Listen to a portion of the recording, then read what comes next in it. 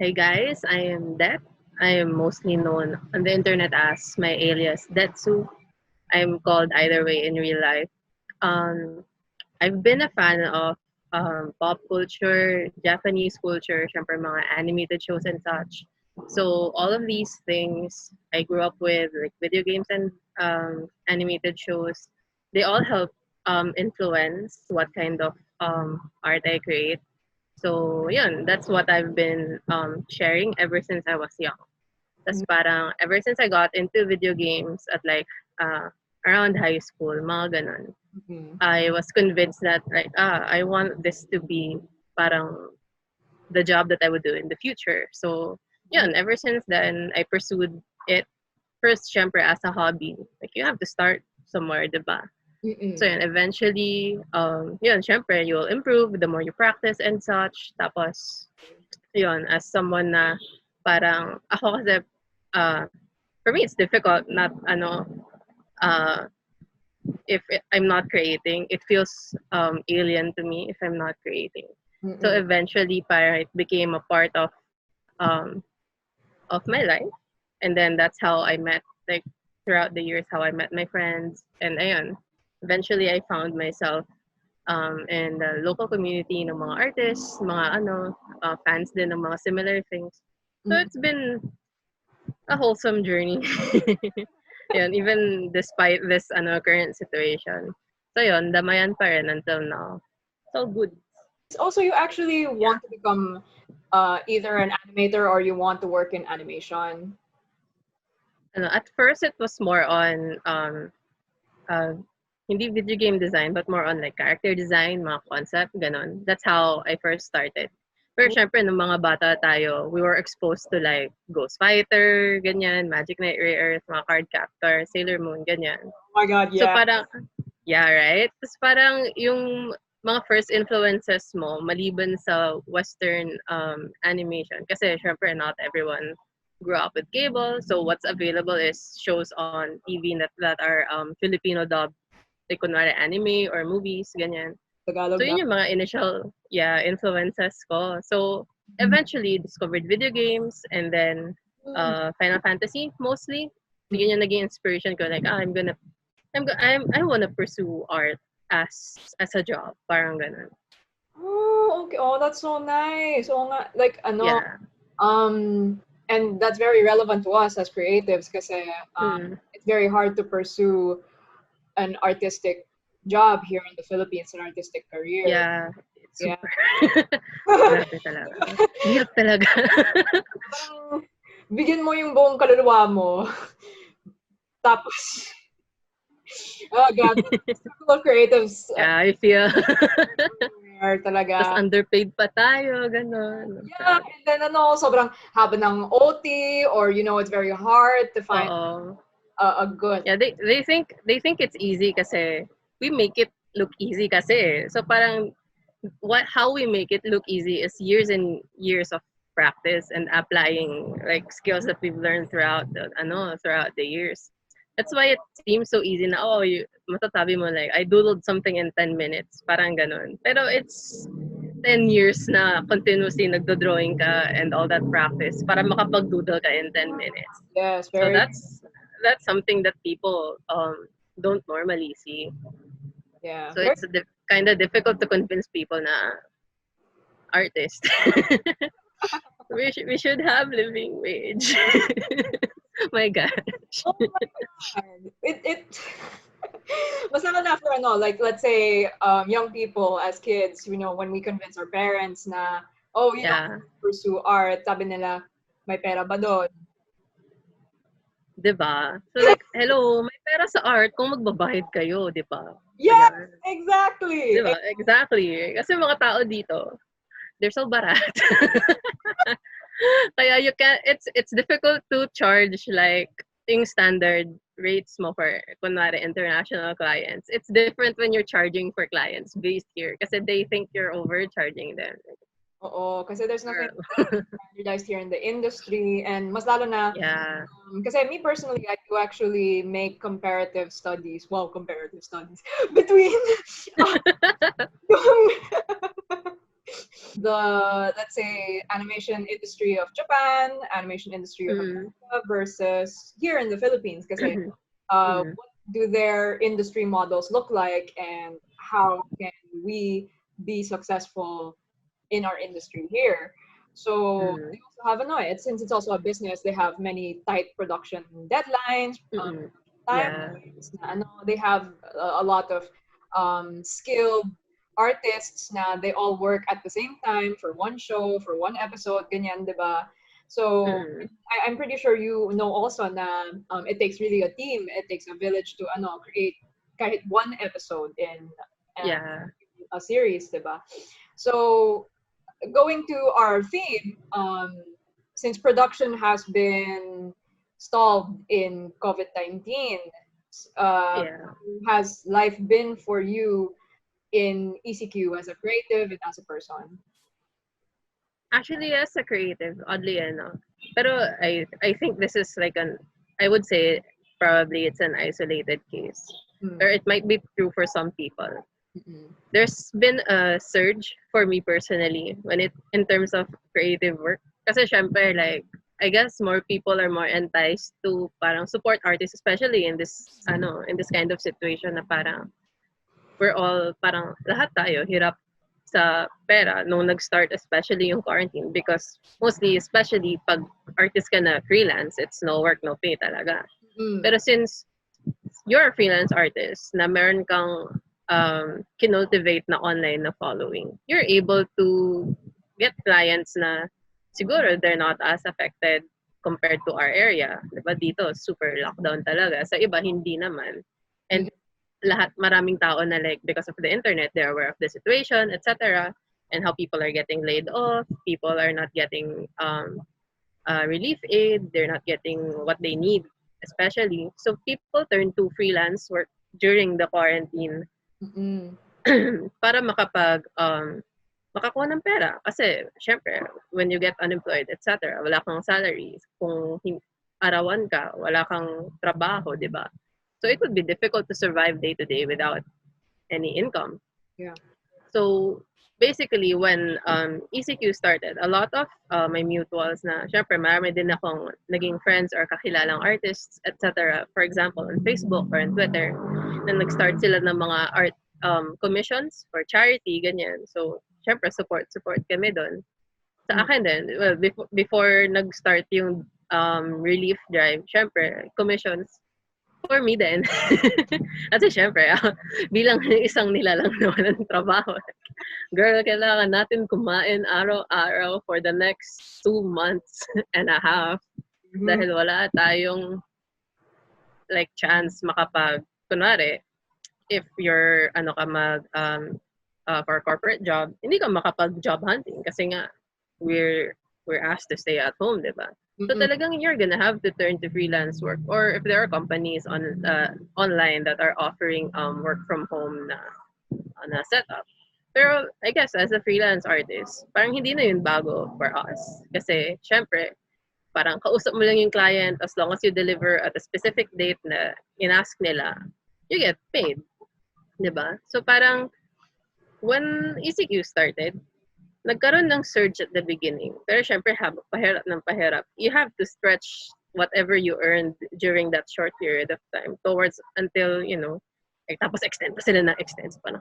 mm, Lord, open more slots. Okay, kailangan natin tong tapusin. Kasi kailangan natin ng datong. Wala tayong mabibuilding grocery. My God, nakakaloka.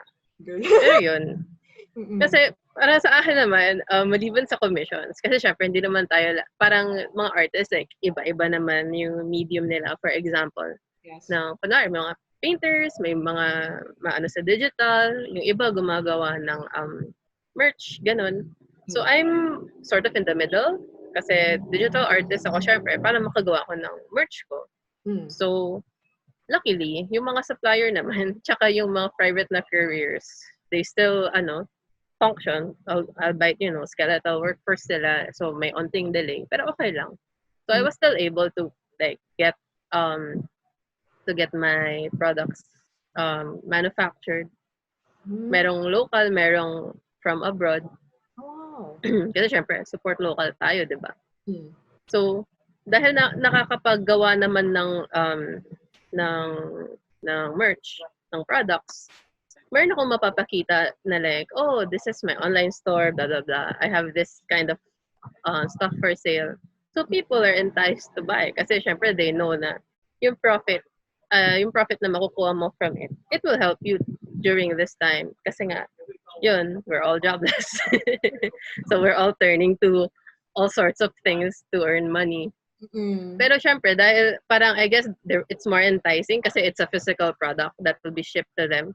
Pero Yeah. syempre, yung ending mo is yung magiging problem mo ngayon, shipping, dahil walang international flight. So lahat delayed, nakakaloka. Diba? So parang medyo domino effect siya. But in the end, syempre, parang it's up to your customers na rin to be patient and understanding. Kasi syempre, we're under lockdown. There are no international flights, so I can't ship everything at this specific time frame. So ngayon, this week pa lang ako ship ng items. So parang medyo, naipon na silang lahat. Mamamatay na ako sa shipping fees. Pero wala, pinayara naman nila yan. So, Kaya. ano na lang, kaya naman. Kayang As kaya. long as, diba, as long as they're willing to wait naman. I think, ang magiging driving force niyan, especially for artists who depend on this kind of industry, is, syempre, work hand in hand then with the customers that you're serving na we should both be patient in these trying times. My goodness. Especially yung situation din ngayon. Like, for example, I'm not sure if this is true for other artists, pero some of us, most of our customers, for example, bibili ng mga keychains, ng mga button pins, ganyan. They're based in the States. So, magulo din dun ngayon. So, talagang delayed lahat. So, like, okay, we're all staying at home. We're gonna have to wait this out para naman sure tayong safe lahat. Kasi syempre, di ba, if you take your chances naman at the wrong time to send out items, di ba, ma-stuck siya somewhere or like, biglang niloot yung post office, the worst case scenario. So, parang ako, hintayin na lang natin. Kesa naman, di ba, lugi tayo pareho. So, mas mabuti nang let's be patient. Yeah, very true. Parang ganun. Very, very true. Mas lalo na since the incident with George Floyd just came out, diba? Tapos yeah, super sort of relevant pa din since similar issues regarding police brutality, etc. But you know, it's a universal problem. Universal, yes. Parang iniisip ko pala like, nangyayari din yan dito. True. Parang ang hirap, like it's really hard to speak about it kasi syempre we're not in the position, even though we're people of color, we're non-black and we're not in America. So let's give them that that platform, kumbaga. Tayo, we talk about, junk terror bill, gano'n. Like, we're surrounded by problems. Nakaloka. Oh. Yeah, that's very true. As non-American, we can only stand in solidarity. Tapos in here, well, also relevant to our other questions. You've already answered the others naman. How are you affected? Blah blah blah. Everything considered, how are you coping? Kasi everyone has stress. Kasi things are going everywhere. And, yeah, it's true. And what we can do as a community is we can talk to each other. We can have discussions about it. Personally, how have you been dealing with the stress and anxiety with all that's happening? Oh my God. Like, I don't. It varies, diba, with people. Some people have like retail therapy. This is terrible because okay, I got money coming in because I need the money for the groceries, for my necessities. But in the end, like Shopee, 6 sale. But ganyan. So like in the end, I did manage to parang sort of play myself with the retail therapy kasi I bought like packaging materials for shipping the items. So parang fine. I can justify buying these. It is fine. So parang that's one way. I guess the others parang like stress eating, ganyan. So parang dahil like when you're at the grocery, magkakaubusan talaga. So may mga kakaibang food kang mabibili na parang I've never tasted this before. Try natin ngayon, ganyan. Next week iba naman. Parang ganun. So parang syempre, throughout throughout quarantine then parang I was with my I was talking with my significant other na parang gusto na rin niyang mag-invest in a like desktop PC para tawag nito permanently gusto na niyang mag apply for like work from home talaga rather than company na para di ka na mag-commute, mahirapan ka pa, di ba? Parang mabuti na yung ganun. Kasi, ang dami problema. Dami problema ng Pilipinas. Nakastress isipin. Like, yung public transport, yung oh my God. Lahat yun, matatake mo, yun pala. Ayun. Yeah, kasi diba, like for companies, it would be more expensive for them to hire new employees rather than retain their existing employees. Yeah, tama. Tsaka syempre, less hassle din na kesa maghintay ka ng ilang oras in the morning and at night na, diba, masasakyan mo mag-commute. Kung kaya mo naman mag-bike, tapos kung safe naman yung pagbabikan mo, then why not go for it? Exercise pa. Diba? Ayun, yeah. Ayun. Hopefully they do something about it then. Kasi, like, syempre ako personally, I would support na, talagang merong bike lane. Loob ko like, sayang yung bike sa bahay. Hindi naman nakapag-bike kahit saan. Kasi one time parang nagmagandang loob yung dad ko. Hatid kita sa post office. Check natin kung nagpapadala na sila. Like, okay, take advantage. Tapos pagdating na maalala, traffic, puro private car. Like, oh my God, nothing has changed. Ito, ba't ganyan? It's 2 p.m. It was 2 p.m. Oh, yeah. Bakit traffic? Yeah. Makaisip ka na lang talaga. Ay, naku, Makati. Kaya parang yung mga tao, like, totoo ba na yung traffic sa Makati talagang pangit? Girl, I would rather walk. Oh my God. Diba? So one time, naglakad ako pa-uwi. It took me 3 hours. From Ayala. Oh, shit. Yeah. Wow. Kasi naglakad ako, Ayala, and then madadaanan mo lahat ng mall, di ba? Greenbelt, Landmark, Glorieta, SM Makati. And then naglakad kami ng brother ko towards Forbes. Tapos paglabas ko, syempre, BGC. Parang, okay, malapit na. C5 na. Lakad na lang natin kasi mag-taxi tayo. Diyos ko, nung nagpara kami ng taxi, papatungan pa niya. Lakad na tayo. Ba't hindi pa din mag-bike? Kung nag-bike tayo mula post office, siguro nakawit tayo 1 hour. Wow. Naglakad kami 3 hours. Pero kaya exercise. Saka hindi mainit kasi gabi na nun. Lang, madilim lang sa Forbes, oddly enough. Like, may yung ilaw lang doon is ilaw nung mga sasakyan na nakapila doon dahil traffic. So like, there are barely any street lights. And like, why? This is an expensive area. Should be street lights.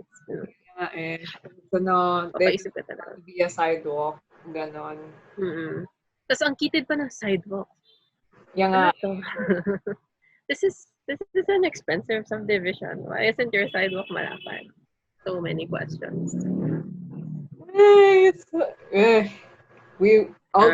All these things. I know, we could go on an entire discussion about it, but let's go back to you. And na-carried away tayo sa stress. Diba? Pero that's really how it is. As part of the community, as artists, we should be talking about this because we're at a place now we can say things about issues in this country. Diba? We are the best people to talk about it. So, you mentioned post office na you have to papadala mo yung mga products mo, yung mga enamel pins mo. So, can you explain the products that you'll be featuring in Fake Fair this time? For Fake Fair, I've chosen my most recent enamel pin designs that I just created like a few months back. Medyo kasi medyo matagal yung production because of COVID. But normally they would take like 2 weeks to a month lang to make.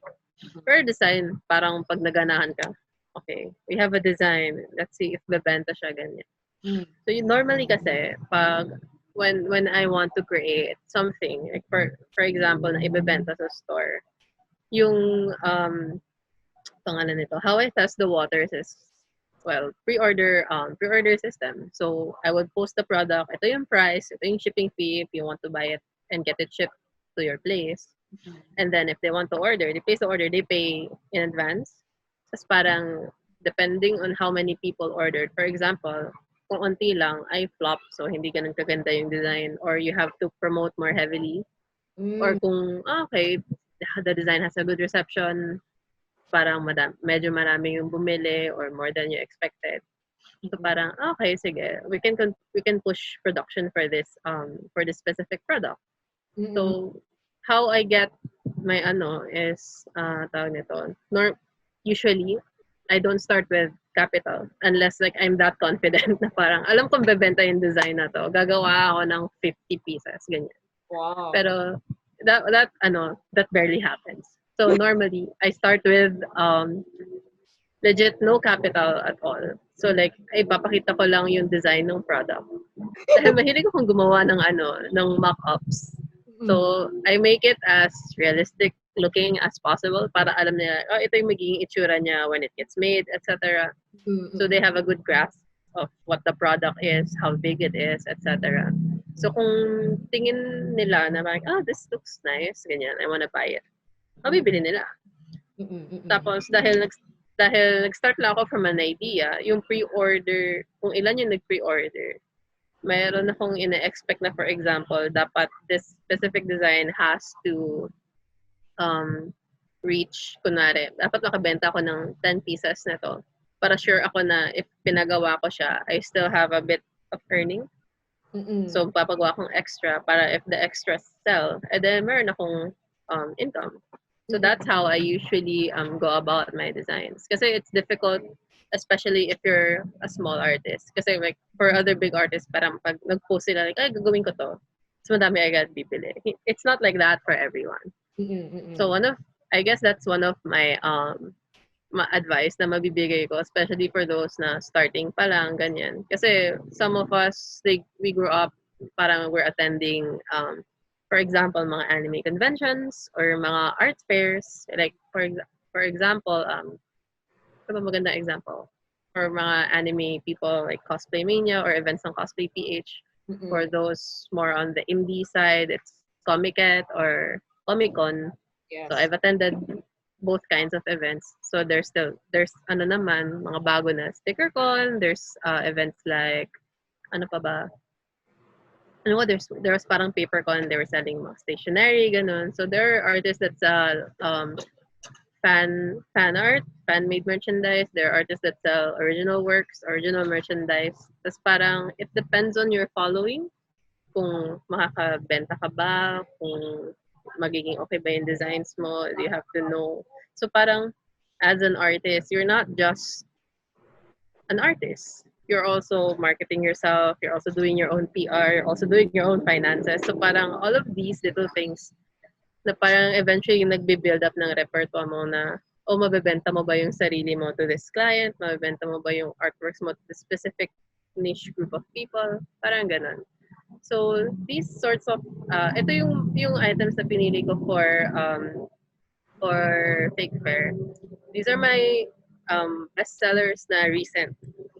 Tapos actually isa nag-sold out na pero kaka-restock ko na. Buti nag-restock ako. Naalala ko, oo nga pala. No? Ayun. So yun, part of the is getting inventory, getting stuff like that.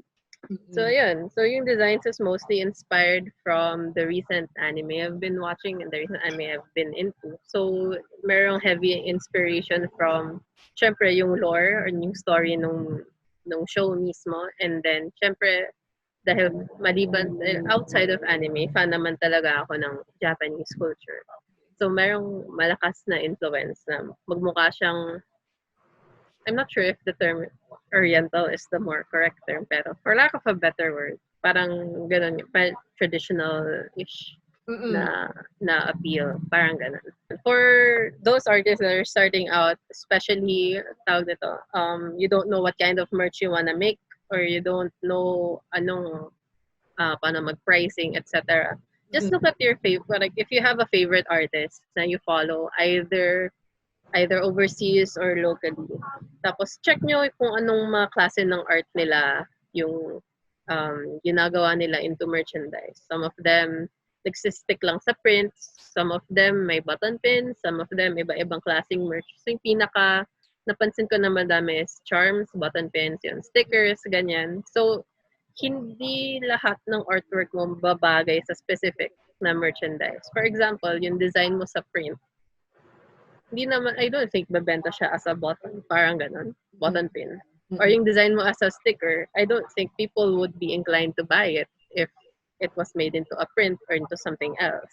So Uh-uh. yun. So you have to be mindful na parang babagay ba yung design to a specific item. Like yun, mga tote bags, ganyan, mga shirts, for example.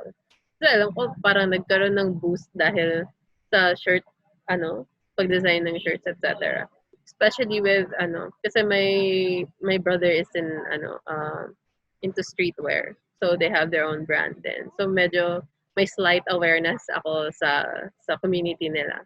Ganun. So parang, for example, yung designs nila on a shirt, it wouldn't look as good on a print. Parang ganun. Mm-mm. So yan.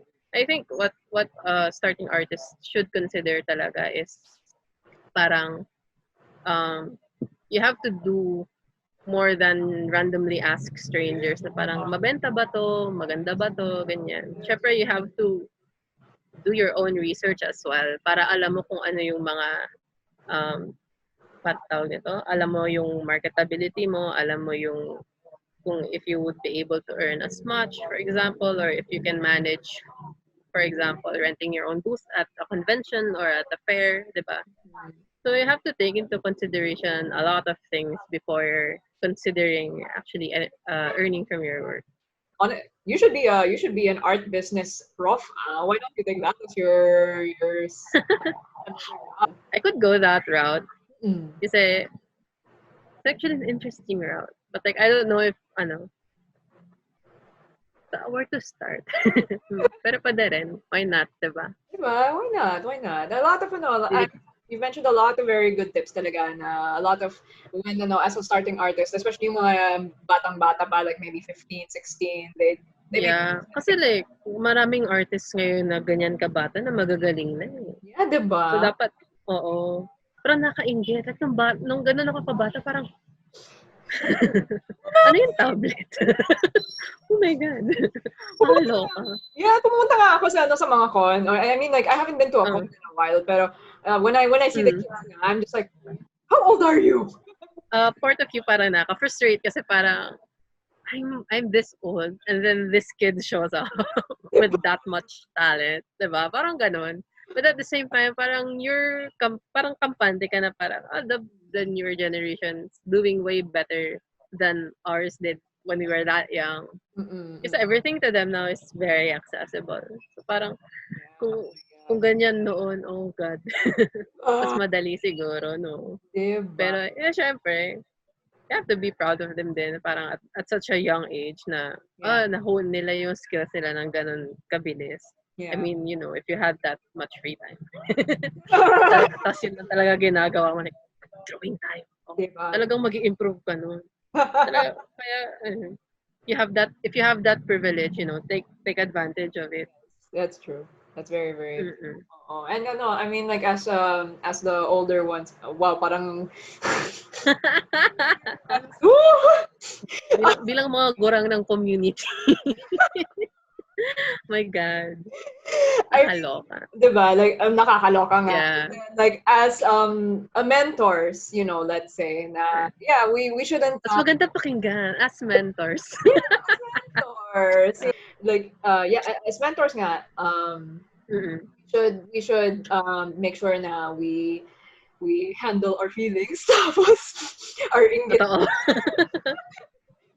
We should say we should be bigger people in that sense na okay, it's our responsibility to grow the industry like we've been talking about. If we want to become a more holistic industry, a stronger industry, and to match the global standards of other countries nga, then we need to have the same amount of skilled artists as them kasi ang dami nila. Like they have their skilled workers in those countries are like totoo. They have the skill and the potential talaga. Yeah. Kaya dapat ma-hone ng maayos.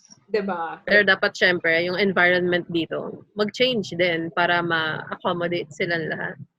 Parang yung recent na issue nila, oh my God, papa-edit siya ng videos niya for streaming for 200 pesos. Gusto ko siyang sakalin. Oh my God. Alam mo ba kung magkano yung tuition namin? Sakit. Oh my God! Right?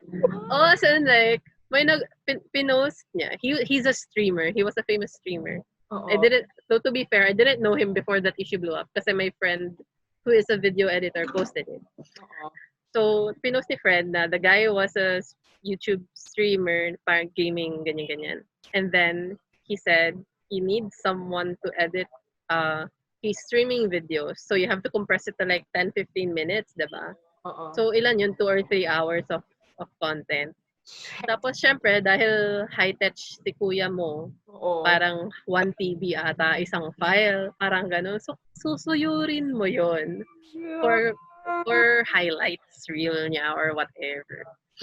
Tapos may specific na specs pa siya na dapat 60 FPS, dapat ganitong bits, dapat HD, keme-keme, ganun, ganun. My Hindi ko forte, so parang pwede kong sabihin yan, di ba? My Hindi, God! Oo. tapos sasabihin niya, 200 pesos per video. So parang, girl, saka pinanganak. Saka nakatira, hanapin kita. Oh my God. Yung 200, kulang pa yun sa baon ko sa isang araw. Kuryente pa lang, lugi na ako sa 200. Oh Diba? my God! Kabaliw. Oo. Ano Like, yan? meron siyang like super big sponsor. I think it was Predator Gaming or something. Drinap siya the next day dahil sa post niya. Tapos parang yung annotation, parang may PS, if nagustuhan ko yung gawa mo, gagawin nating 300 to 500 per video. Like, wow, utang na loob ko pa sa'yo yung 500. Ah. Hindi yan kaya sagutin yung grocery ko. Isang dinner lang yan. My God. Hindi man lang Happy Meal, isang sanggupsal lang. Oo, hindi pa abot na sanggit yung 500, girl. Magagrab ka pa papunta ng mall.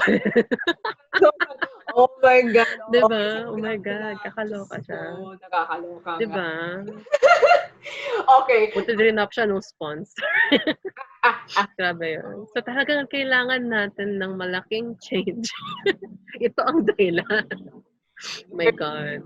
Very true. Diba? Connecting that to our topic na, okay, COVID-19 brings about big change. For you personally, do you plan on making any COVID-19 related products, ganyan? I've been thinking about it actually, but like in the back of my mind, parang yung thoughts is I don't want to come off as I don't want it to come off as inappropriate or insensitive, parang ganon.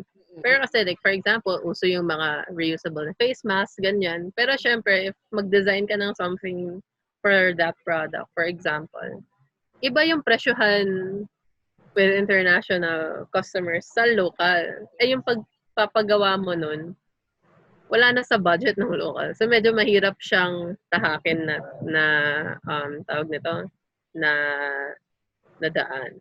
Pero if in terms of, for example, yun nga, meron kang art donation drives, etc. So parang yung nauso around March or April is Art Med for PH. Kasi I have a lot of mutuals in the medical field, so mga frontliners sila. Tapos, during that time, yung nag-trend na hashtag na yun was ArtMed for PH. And they were calling for donations for frontliners, for mga iba't ibang causes na affected ng COVID-19. Like for example, yung mga para sa homeless or yung mga para, maliban sa frontliners, para dun sa mga families na hindi naabutan ng ayuda. So yung mga commissions na yun, you either tawag nito, you either pay the artist and then yung artist is yung profits nila is ida-donate nila or you send a proof that you donated to any causes para gawan ka ng commission. So yun yung nauso during that time. Although hindi ako active kasi when it came out. So parang that's one of the ways that we could help as artists para maka dun sa current situation. Pero kasi, yun nga, yung isa sa mga worries naman namin now, kasi diba, donation drives, etc. Dahil sa terror bill, medyo i-criminalize na siya.